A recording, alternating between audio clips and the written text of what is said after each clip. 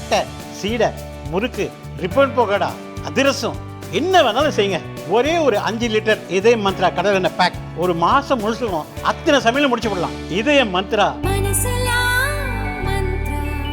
கேரளாவில் இந்த ஆண்டு தென்மேற்கு பருவமழை முன்கூட்டியே தொடங்கிவிட்டது.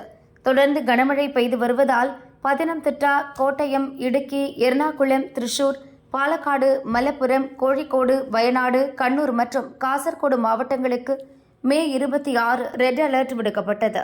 அதேபோல திருவனந்தபுரம், கொல்லம் மற்றும் ஆலப்புழா மாவட்டங்களுக்கு ஆரஞ்சு எச்சரிக்கை விடுக்கப்பட்டது. வானிலை மையம் கணித்தது போலவே பல்வேறு மாவட்டங்களில் கனமழை கொட்டி தீர்த்து வருகிறது. மரங்கள் வேரோடு சாய்ந்தன, மின்கம்பங்கள் சாய்ந்தன. இதனால் மின்சாரம் துண்டிக்கப்பட்டது.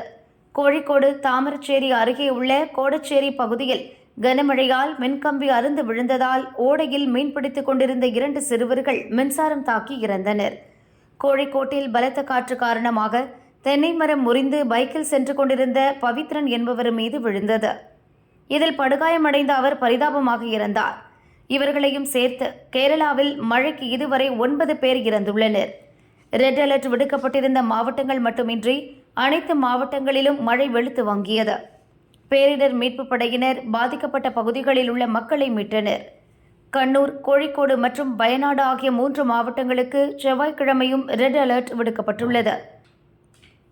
அதேபோல் திருச்சூர், மலப்புரம் மற்றும் காசர்கோடு ஆகிய மாவட்டங்களுக்கு ஆரஞ்சு எச்சரிக்கை விடுக்கப்பட்டுள்ளது.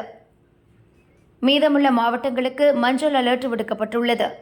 பெரியாறு மற்றும் முத்திரப்புழையாறு ஆறுகளின் கரையோரங்களில் வசிக்கும் மக்களுக்கு வெள்ள அபாய எச்சரிக்கை விடுக்கப்பட்டுள்ளது. சூரல் மலையில் மண் சரிவு ஏற்பட்டு 400 உயிர்களை காவு வாங்கிய புன்னம்புழா ஆற்றில் தண்ணீர் வரத்து அதிகரித்துள்ளது. மழையால் பாதிக்கப்படும் மக்களுக்கு உதவ அனைத்து மாவட்டங்களிலும் பேரிடர் மீட்புக் குழுவினர் தயார் நிலையில் இருக்கின்றனர்.